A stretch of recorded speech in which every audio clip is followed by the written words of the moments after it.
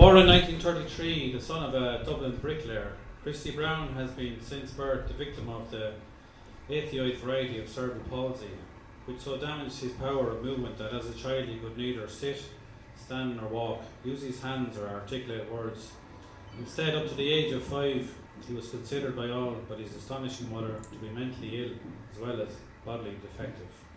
I'm sure you've all seen the amazing film My Left Foot, and Christy went on to defy all the odds and write with his left foot. Some amazing books, Down All the Days, and the book that I'm going to read a passage from, or chapter here, is My Left Foot. And the chapter I'm going to read from is called M-O-T-H-E-R.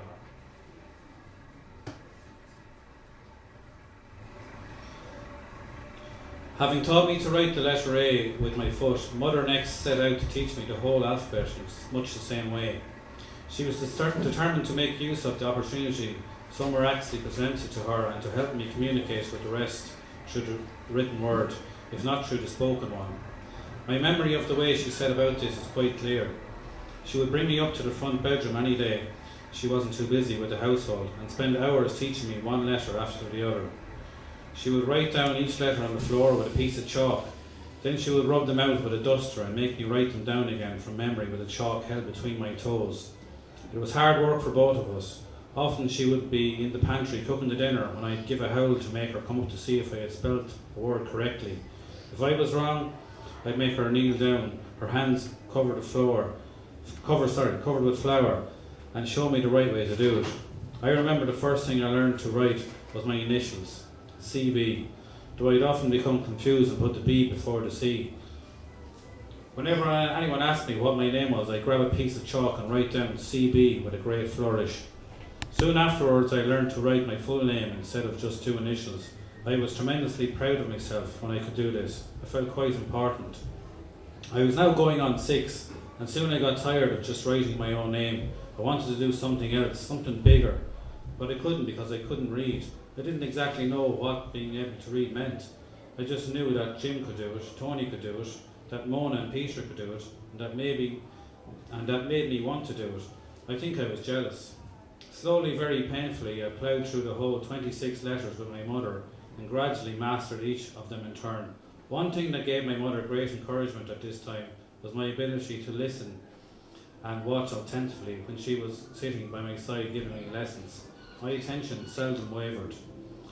I remember us sitting in the big horse-haired armchair before a big fire one winter's evening. The baby was asleep in the pram on the other side of the hearthstone. The 2 of us were alone in the dim-lit kitchen, while my father was at the bricklayers' meeting, and my sisters and brothers out playing in the streets. My mother had Peter's schoolbook in her hand, and she was reading little stories about the poor children of Lear who were turned into swans by their wicked stepmother, about Dermot and Grania and the king who turned everything he touched into gold. She read on to me till the shadows had made the room dark. Little Eamon stirred and cried in his sleep. Then she got up and switched on the lights. The spell broke and the enchantment was gone. Knowing the alphabet was half the battle won, for I was soon able to put letters together and to form little words. After a while I began to know how to put words together and form sentences. I was getting on, but it wasn't as easy or as simple as it sounds. Mother had by now 7 other children to care for besides myself. Fortunately, she had real ally in my sister Lily, or Titch as the others nicknamed her. She was the eldest and the little mother of the circle, a small, wiry kid with flowing black curls and flashing eyes. She could be very sweet when she liked, quite a proper little angel, but she wasn't very angelic when she was roused. She realised my mother's tough situation quicker than any grown woman would and responded.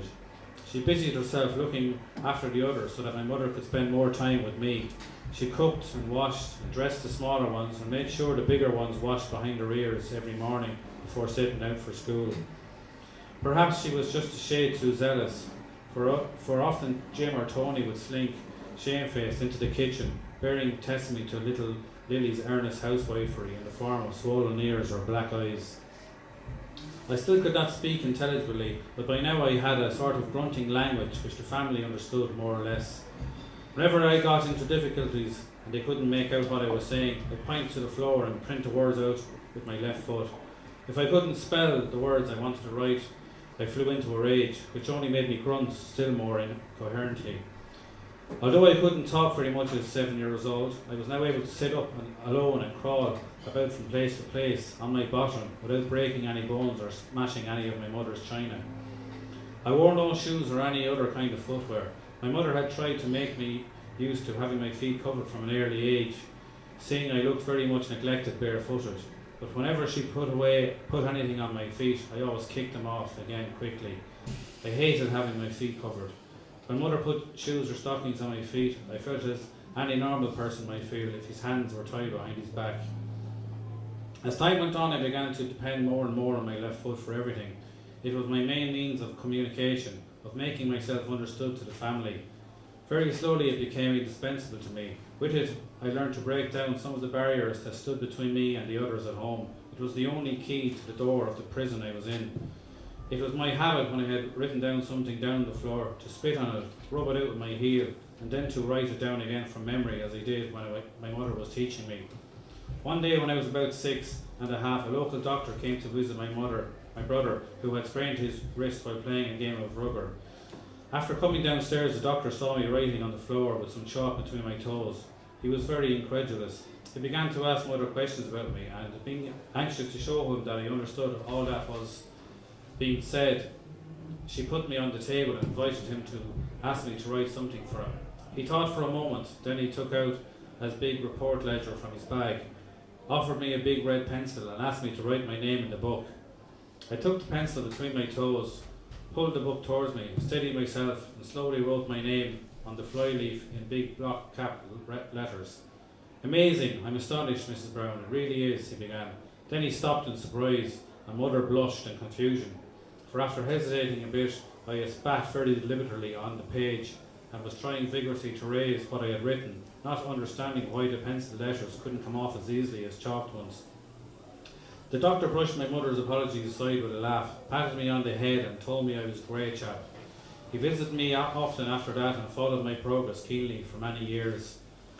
Meanwhile, the family was multiplying steadily. The steps of stairs were mounting higher and higher. I was growing too. My body was filling and becoming bigger, and so was my mind. Mother found I had already passed beyond the ABC stage, and almost beyond her teaching powers too. I wasn't content anymore just to sit and listen while Mother read aloud to me. I was restless to be able to read myself, like Peter or Mona. I was also anxious to show them what they could do if I could do it too. I began to use a pencil now instead of the chalk, although I could never get used to a pen. I once tried to write my name with my father's best fountain pen, while a couple of neighbours stood around in expectation. But to Mother's embarrassment, I flung the pen away in disgust when I found it would do nothing but stick into paper every time I tried to write with it. My mother, knowing it was impossible to get me going to school like the others, was worried as to how she could best aid me in that way, for although she was satisfied now that my mental state was quite normal, she feared very much that I would grow up to be illiterate, and therefore at a great disadvantage intellectually as well as physically. This fear was for her almost continually. It tormented her. It wasn't because of any sense of shame at the prospect of having an illiterate as well as a crippled son. She thought only of the material drawback it would mean to me when I got older. She wanted above all to make me equal with my sisters and brothers in every possible, and as I could go to school, she did all she could to lessen the consequences of that disadvantage herself. But she hadn't much time or chance to do this daily, for she already had her hands full, struggling to carry us all through times of unemployment, illness, and many other worries. She found it difficult to smile at times, though somehow or other she always managed to do so. When my mother was busy, I worked on myself, trying to make out new words whenever I came across them. I used to try and spell out the names of the objects around me at home, like fire, picture, dog, door, chair, and so on. I was very proud of myself when I had mastered a new word and could write it down for Mother to show her what a great scholar I was. One day I'd been trying particularly hard to master a new word that had come upon Peter's schoolbook. At last I got it and turned to Mother, who was sitting in a chair by the fire nursing my baby brother. It was evening. The dying April light made a pattern on the floor and shone on the polished top of the little mahogany table, showing up the crack that zigzagged across its surface. Tea hadn't started yet, and all the others were upstairs playing a game of school. I sat crouched in the corner of the sofa, Peter's book before me and a pencil in my left foot. Many times that day I had looked over appealing to where Mother sat, despairing of making this word out by myself. But seeing her rocking gently in the chair, holding the baby closely against her breast, I had turned my face away again, feeling in a vague sort of way that somehow or other I must work out this one word for myself without my mother's help. A few minutes later I gave a big whoop of triumph that made Mother start with the baby stirring easily in her arms. "What is it, Chris?" she asked me. "You wakened the baby," but I didn't care. In my own queer grunting way I told her to come over to me at once. "A new word, is it?" she said as she came across and sat down on the edge of the sofa, the baby asleep in her arms. I grinned and taking up the pencil wrote down the word which had puzzled me for so long. When it was done I looked up into her face for her approval and saw she was staring silently at what I had written on the margin of the page. She remained so still and thoughtful for so long that I became anxious and nudged her with my foot. She turned, placed her hand upon me and smiled. The new word which I had learned to write for the first time was Mother.